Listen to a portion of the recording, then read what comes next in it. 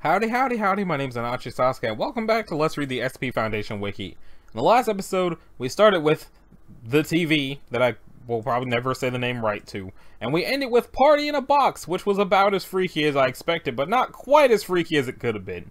And this one we're going to start with mobile veins and go up through the nexus of abandoned places. Let's see how this goes. What?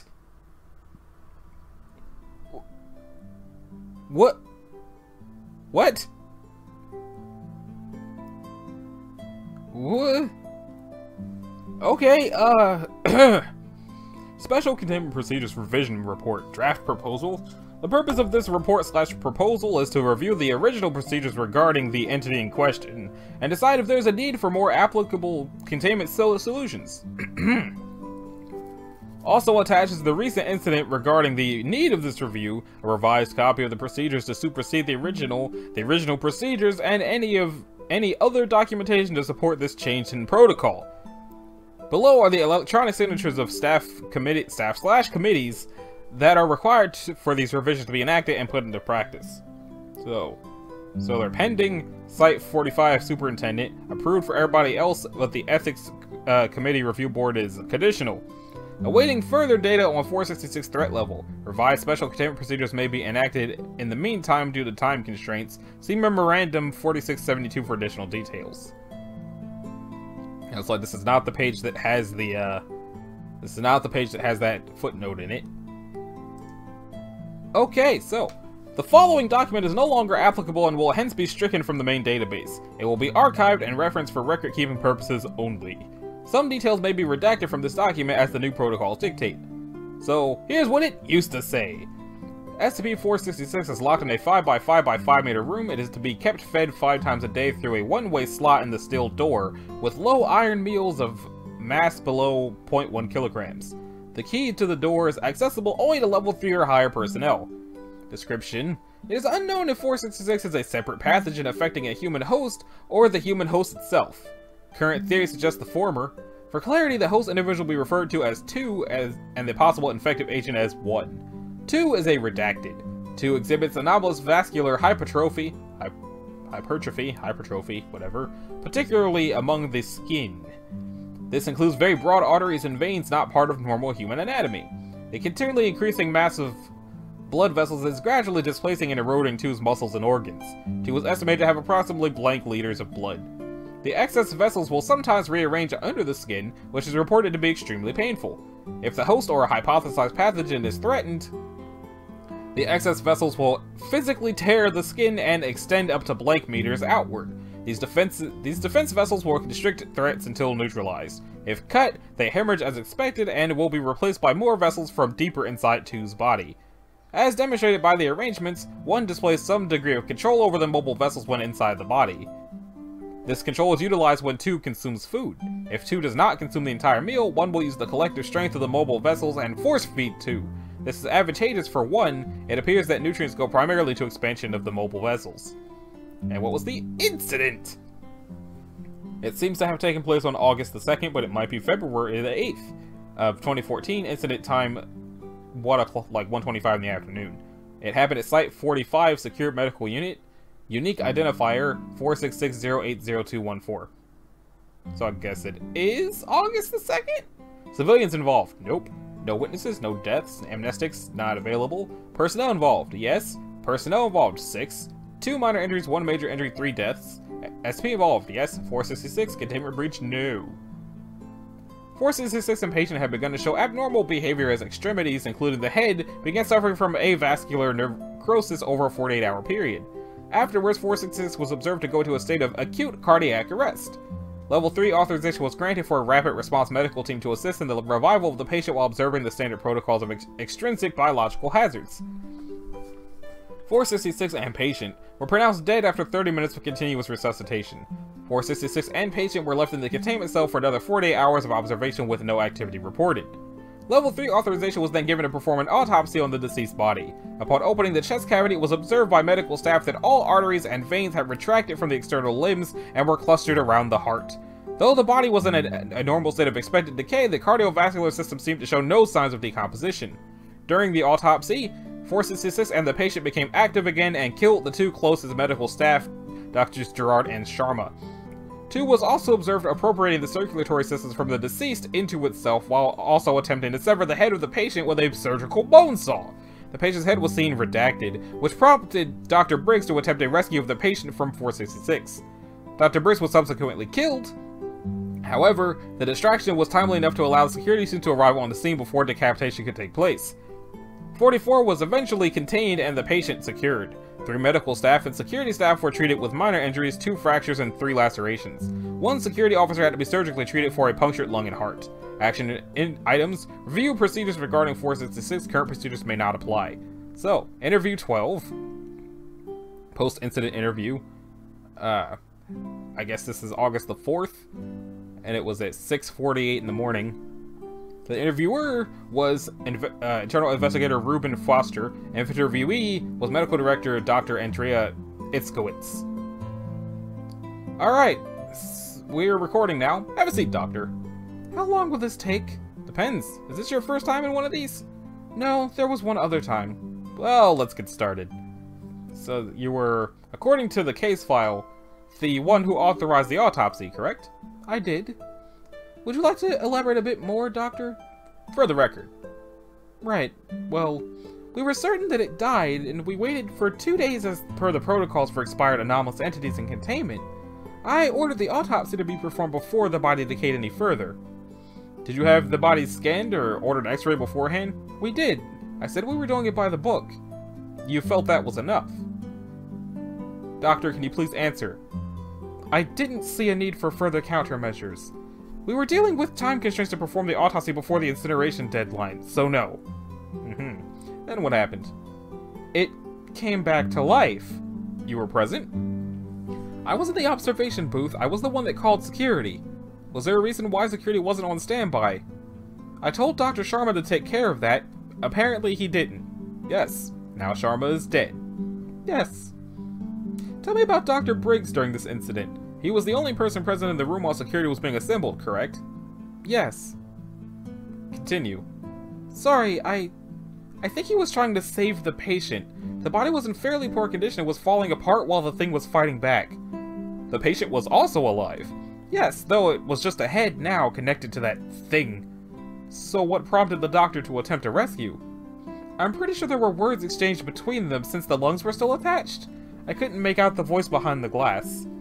Any idea about what was said? No.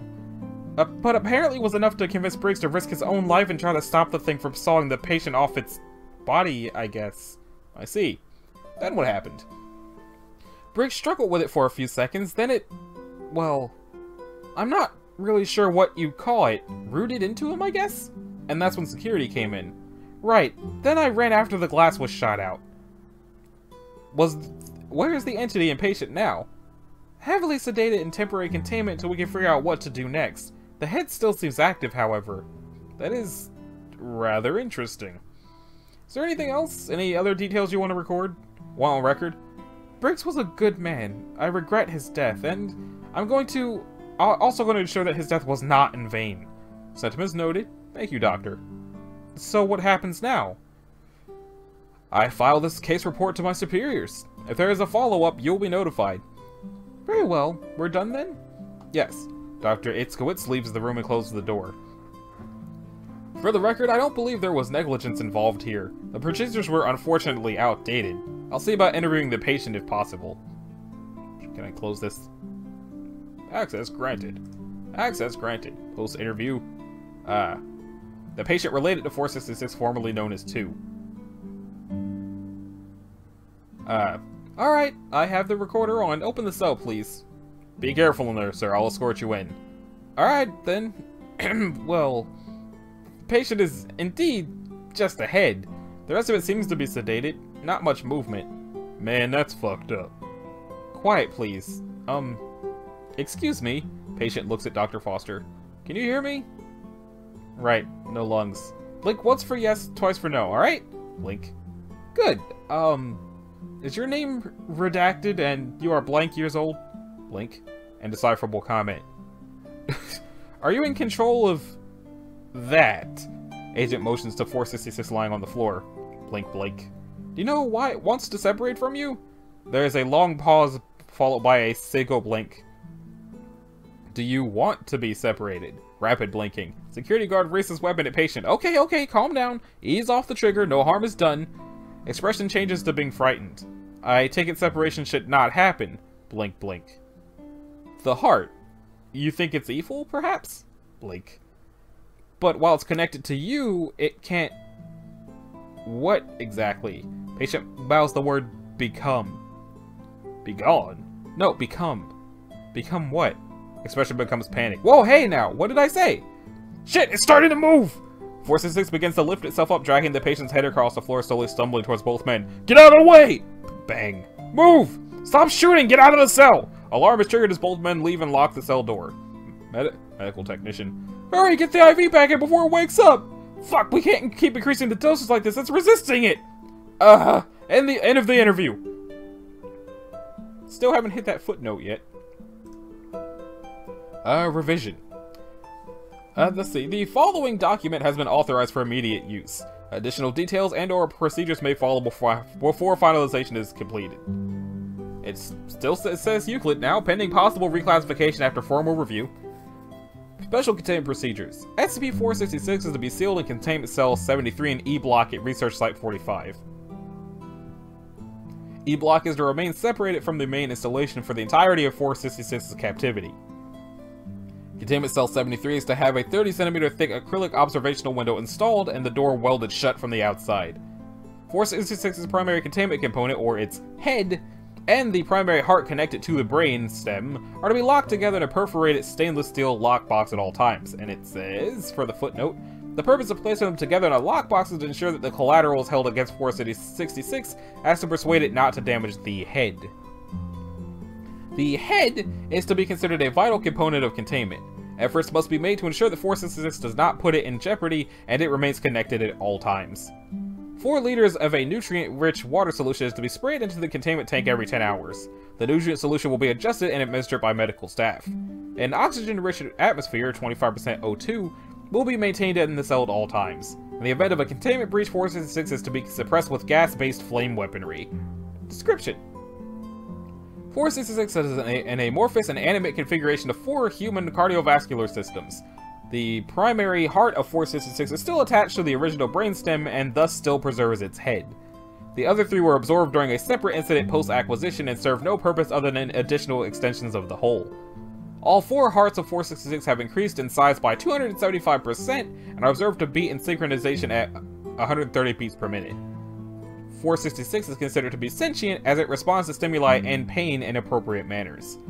The veins and arteries of 466 are able to move as their smooth muscle tissue, the tissue between the intima and the adventitia, have developed into tissue resembling skeletal muscle. The ends of each appendage is also tipped with a sharp calcified barb. 466 is observed to be dexterous and extremely mobile, and can even remain on vertical surfaces or ceilings for long periods of time. SCP-466 is capable of producing erythrocytes, monocytes, and thrombocytes. It is unknown where the hematopoietic progenitor cells are located, as no bone marrow has been discovered. 466 is not capable of angiogenesis and is dependent on appropriating other human cardiovascular systems in order to increase its mass. 466 can, however, heal itself at an accelerated rate. It is able to oxygenate without the use of lungs. It is theorized to extract oxygen and nutrients from the surrounding air. The primary heart still remains connected to the original brainstem, though it has attempted several times to physically separate itself from it, including hitting it against hard surfaces or attempting to rip it off. The behavior is not fully understood, but it is theorized that separating the head from 466 would trigger another step in its ongoing development. 466 has remained in an agitated state since the development of the perforated lockbox placed around its head and primary heart. Small amounts of water have been observed to drain from the perforated lockbox, though it is merely from condensation and should be ignored. Due to phenotypical similarities to SCP-1429-5, genetic material was compared between the 2 specimens and found to have multiple orthologous sequences, possibly indicating common ancestry. Let's see, analysis results of the blood sample. Oh, I just click it. I don't really know what any of this means. Species human, comparability. Sample IDs 466, kappa 90. Yeah, I have no idea what any of that means. I don't even know why I looked at it. Memorandum 46672. Sent on August the 12th, 2014, 2136. To Dr. Frederick Carlisle, Superintendent of Research Site 45, from the Ethics Committee Review Board Secretary. In light of the situation regarding 466, whereas the current containment procedures no longer apply to its current condition and thereby necessitate the review and development of more applicable procedures and containment protocols, the following draft has been proposed. However, the patient associated with SCP-466 does invoke the authority of the Ethics Committee, as dealing with the well-being and moral decision of what is to be done in regards to both patient and entity. It is unfortunate that there is no ideal solution in separating both, and that there is no sustainable solution in both preserving and improving the quality of life of the patient without putting a substantial amount of risk on additional staff. It is not an easy decision, and would not be the first nor last time such a ruling is made. Thus, after careful deliberation, this committee is tasked with making those difficult decisions on behalf of the Foundation, and has decided the following measures. That the patient be considered as lost collateral. Mental health considerations need not apply. That this lost collateral is considered a deterrent to 466's development, and hence be considered a primary component in aiding containment. That said primary component be maintained and kept in a reasonable functioning state. That all identity and details regarding the primary component be expunged from all records. That staff who are tasked with handling 466 be screened for specific moral objections that may conflict with containment protocols. With these measures in place, the Ethics Committee Review Board grants a conditional approval to the following procedures and that they may be enacted immediately as such. If you have further questions or concerns, please contact us. Sincerely, Ethics Committee Review Board Secretary. Well, that was a wild one. That one entry was almost as long as the last episode. So, now that we've checked out the mobile veins, let's check out the confessional phone booth, which is safe, and that's where it was discovered. SCP-467 is currently located at Site Blank and is guarded by a single security personnel changed daily. Although 467 has no true anomalous lasting effects, the information it reveals can leave people with lasting effects of their own. While 467 is being studied or moved, all involved personnel must have no cell phones, pagers, or other communication devices on them without clearance for testing. 467 appears to be an empty phone booth and was found in Data Expunged. The SCP Foundation discovered it due to a legend about a haunted phone that used to reside inside the booth, although testing has revealed that the phone was of no importance and the effects came from the booth itself. Even after the phone was removed, the booth itself remained a place of superstition before being recovered by Data Expunged. Although there is nothing extraordinary about the booth itself, so long as a human and a communication device are in the booth at the same time, its effects are easily observed. Communication devices receive a message from somebody the user knows. This call shows no preference for family, friends, loved ones, co-workers, or even just acquaintances. Curiously enough, later examination of phone records or call logs reveal that this call never happened, even though it may be observed and recorded. The caller has never even picked up the phone in the process, suggesting 467 has a powerful form of telepathy. These calls divulge information that the user previously did not know, most commonly secrets and confessions. These calls range from insignificant to life-changing, see addendum. A single user may use the phone booth more than once, provided that at least 24 hours have passed since their last use. It is suggested that the booth not be used for personal reasons. Addendum. A collection of some of the more notable results have been collected and is still being formed. So, testing log various subject nature of call effects. Disposable dude convicted of multiple violent crimes. The subject's mother telling him she was disappointed with what he had done and admitting that she blamed herself for not raising them right. Subject seemed mildly disturbed for several hours, repeatedly asked to be allowed to contact family. Request turned down. Disposable dude convicted of homicide. Call from victim's family said that they never forgot, but they were slowly learning to forgive. Mild discomfort for several hours. Class D, data expunged. Nature of call, data expunged. Violent outbursts intermittent with hysterical sobbing. They were terminated after an attack on nearby researchers. Disposable dude received a call from a researcher present in the room at the moment, saying that he thought the subject's haircut looked ridiculous. Mild annoyance followed by amusement. Disposable dude convicted of several counts of rape. Victim of subject, telling him she had managed to heal and grow past the crime since then, having started a family and working with women's rights organizations. Subject was confused and admitted that he was not sure how to feel about that. A notable improvement of morale followed for several days. Subject, Dr. Wrights. So nature call unknown. Effects, moderate depression for approximately 2 days, intermittent with doubt regarding working with the Foundation. Full recovery followed. Dr. Iceberg. Unknown, no immediate effects. 2 days later began an argument with a researcher at Site 17, which led to a mild physical conflict. Full reprimand followed. SCP-1599. Message from the subject's creator or creators claiming they have lost its signal, don't know where it has gone, and that they are unable to recover it. Subject denied the message came from its creator, believed the message was a trick performed by its captors. Incident report, blank blank blank. Near holidays such as Thanksgiving and Christmas, a notable increase in disturbing or distressing calls has been observed. Theory currently holds that this is due to increased family tension or urges to be nice to people at this point in time. Additionally, it was during the holiday season that the first 2 reported incidents occurred of occupant inside 467 receiving a call from themselves, and other reported incidents of an occupant receiving a call from the deceased or non-existent. Further investigation pending on how personnel could lie to themselves and how 467 receives call from non-existent sources. So, disposable dude, subject's own voice describing latent homosexuality. Subject attempted to destroy 467, immediate termination followed. Disposable dude, amnesiac testing subject. Subject's own voice explaining forgotten events prior to amnesiac testing. Subject seemed moderately confused but showed no other effects. Disposable dude convicted of multiple counts of homicide. Victim of subject angrily screaming for 5 minutes. Subject attempted to destroy 467, immediate termination followed. Dr. Wrights. Voice was described as that of a young child. Dr. Wright shut off the recording equipment after voice revealed to belong to data expunged. Effects data expunged. Subject, Secretarial Security Staff Break. Major call, Dr. Iceberg redacted. Effects redacted. Is there ever going to be something of Dr. Wrights that's not uncomfortable? Is there ever going to be something of Dr. Wrights that's just not unnerving and strange and untrustworthy? Ever? In any case, now it's time for the abacus.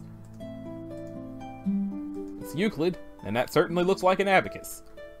A buffer area of 1 kilometer is being maintained around 2, or 468-2. Individuals found inside upon initial Foundation acquisition may only exit with the permission of the overseeing Level 4 researcher. All Foundation personnel entering for purpose of observation must exit 2 hours after entrance. 1 is not to be moved from 2. It is to be contained within a standard locked containment unit. 1 video camera inside the unit is to monitor 1's movement. The unlocking combination is held by the overseeing Level 4 researcher. Description: SCP-468-1 is an abacus with dimensions of 20 by 7 centimeters and near perfect condition, with no missing beads or sign of disrepair. Its beads, despite the lack of any obvious motor or driving system, will move autonomously. Periods of movement are interspersed by periods of rest, which usually last 3 to 5 hours. 1's beads will often perform basic arithmetic operations, though this is not always the case. 2 is the former farming village of Redacted, located in the Chinese province of Jiangsu. Not sure if I said that right, sorry if I didn't. With an area of about 2.3 square kilometers. It is presumed that the previous owner of 1 lived within this village. Research Site 133, which houses all personnel assigned to 468, is located 3 kilometers from 2. Foundation investigations have data expunged. Roads, houses, and other sufficiently large man-made structures inside 2 will shift their positions as 1 itself moves. Movement invariably results in the formation of geometric patterns. Usually, rows lined with houses will move to form rows and columns. Other patterns that have been observed include basic circular and triangular patterns. Researchers have recorded a relation between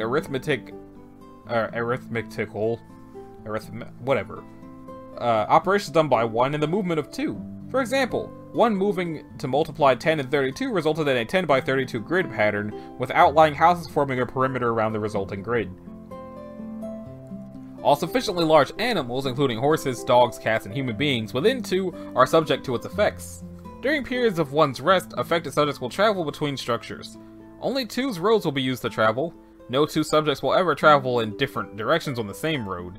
The speed of travel is invariably 2 to 2.3 meters per second, with 1 pace taken every 0.6 seconds. Mathematical functions are often performed with affected subjects acting as counters. Animals susceptible to 2's effects begin to display symptoms 2.5 hours after entry into the village. The initial symptoms is the loss of all complex mental functions such as basic coordination, language skills, and reasoning.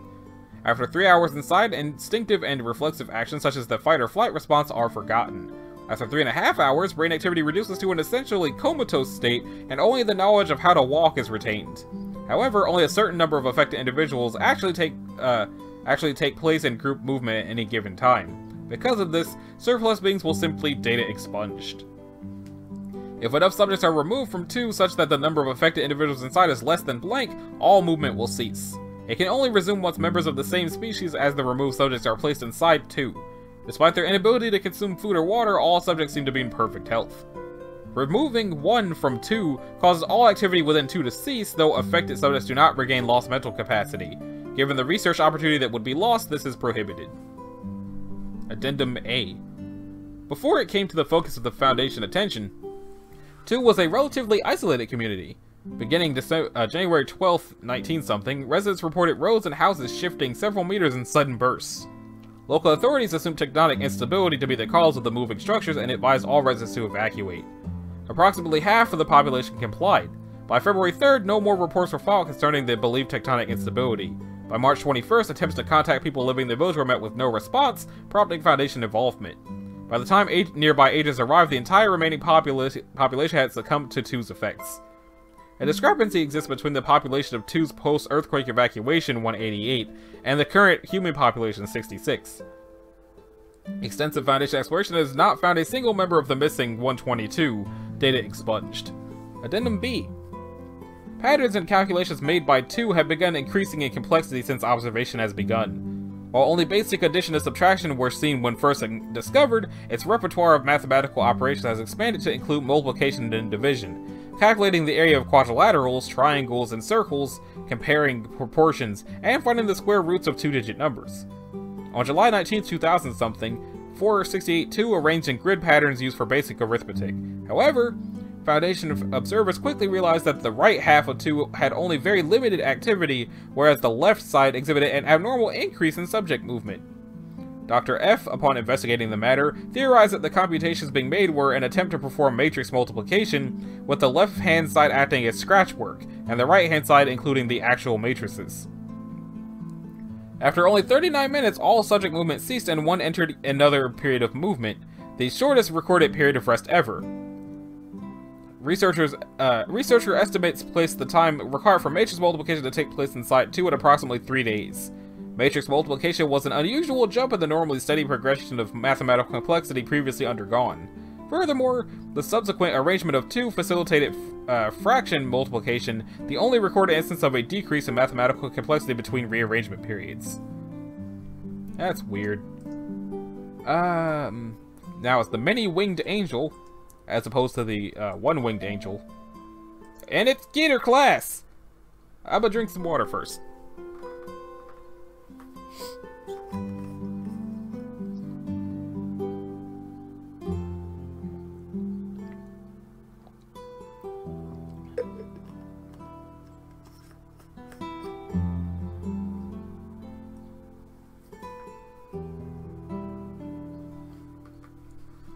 Subject is to be kept in an airtight, soundproof containment chamber, 15.24 meters cubed, 50 feet by 50 feet by 50 feet, until a viable termination method is available.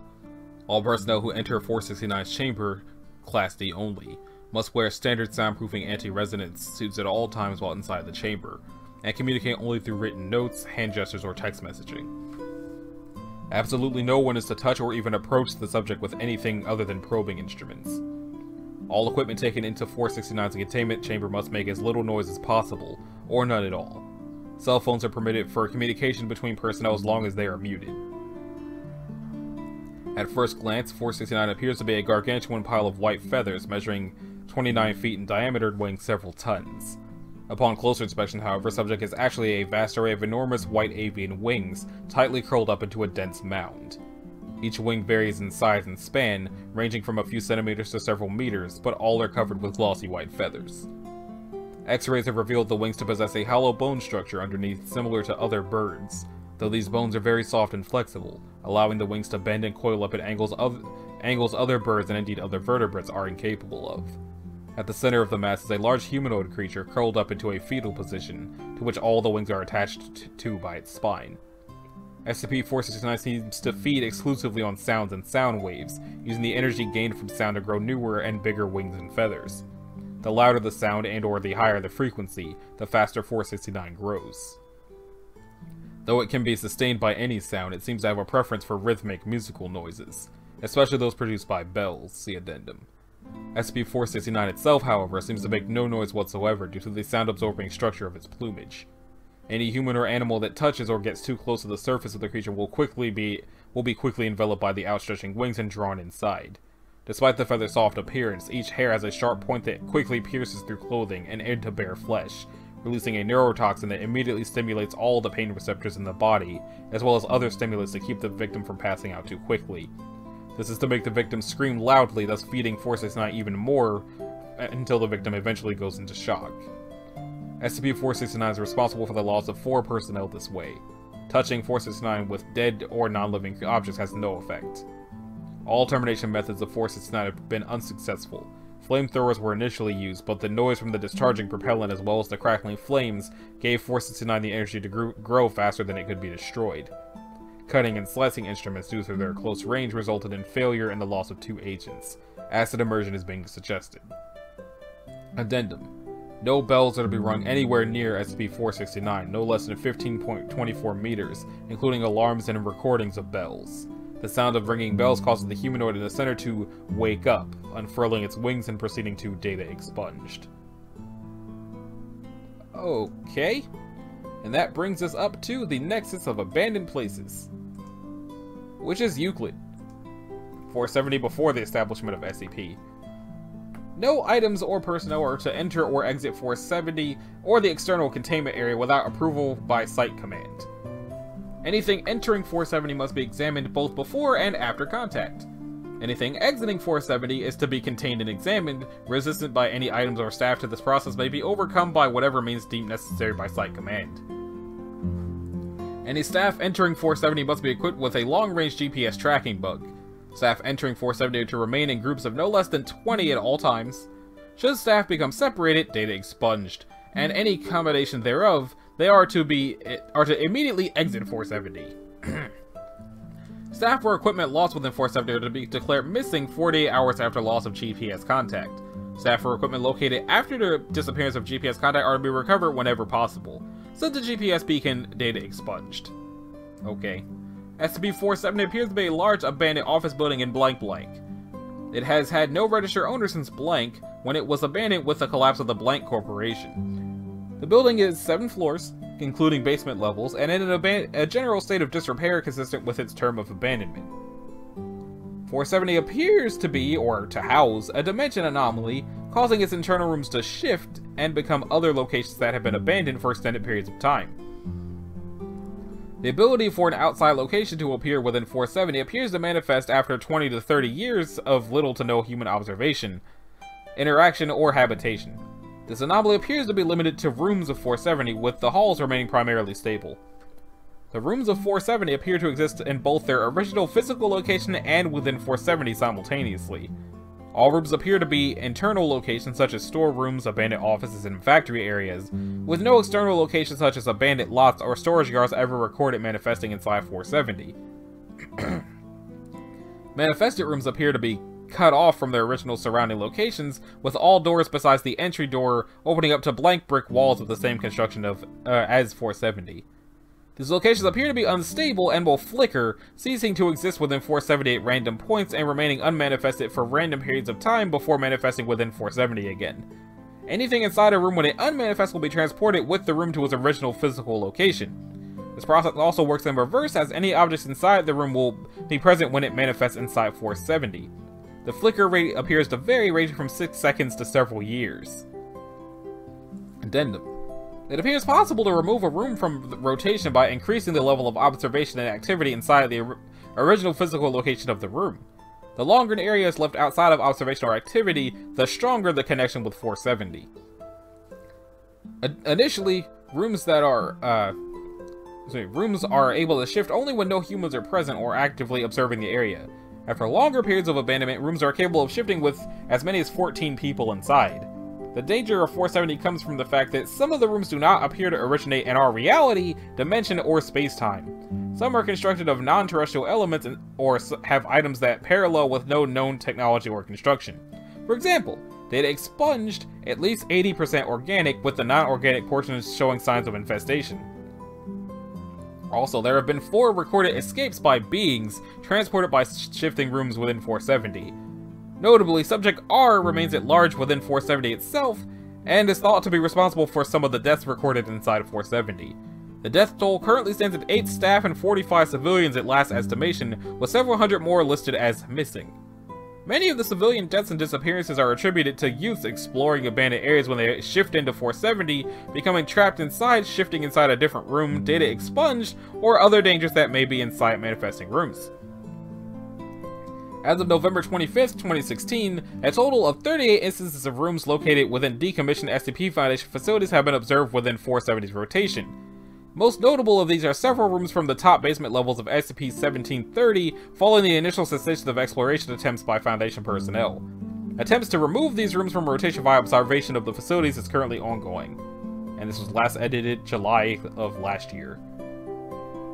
So, that's odd. And that about does it for this episode. So, this has been Anashi Sasuke. This was episode 104 of Let's Read the SCP Foundation Wiki.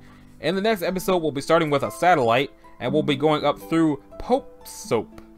Sounds festive, but it's probably awful. So, if you liked it, a like and a subscribe will be groovy. If you didn't, you need to do either one of those things, and I will see y'all in the next one. Later.